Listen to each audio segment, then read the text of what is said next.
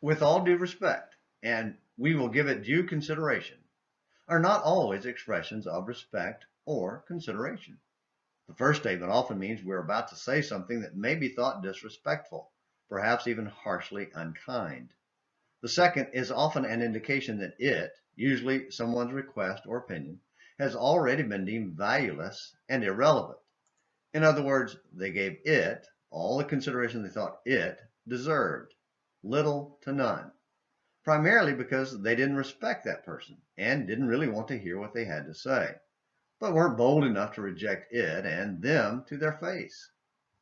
So, with all due respect, may I say that far too often we give God's word exactly that kind of consideration, but out of supposed respect for God, we're not bold enough to tell him we consider his opinion valueless and irrelevant.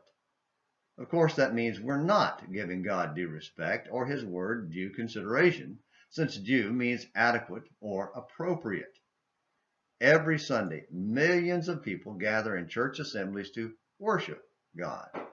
But since much of it is according to their own desires rather than God's, it is without due respect or consideration for him and his word.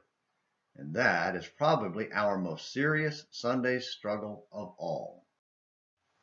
Today's Sunday Struggles edition of Morning Minutes in the Bible and An American Missionary returns to Psalm 23:1 and David's recognition of his status as God's sheep. To properly understand David's declaration, we must understand David's unique spirit.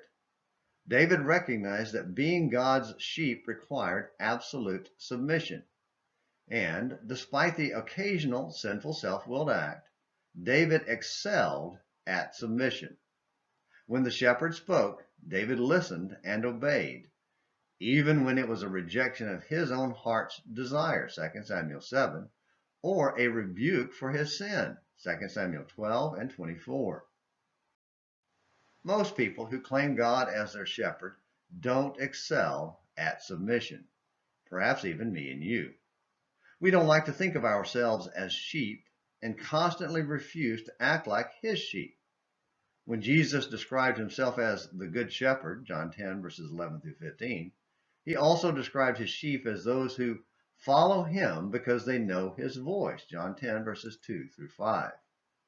Oh, we may believe we are his sheep with all our heart, but unless our heart is submitted to God's will, even when it contradicts our own will, then we're not giving God his due. And if we're not giving God due respect and his word due consideration by actually listening and obeying him, then he's not our shepherd and we're not his sheep. Is that your Sunday struggle? Is it mine?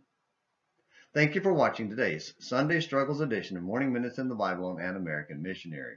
Until next time, this is James McClenny hoping you have a great day.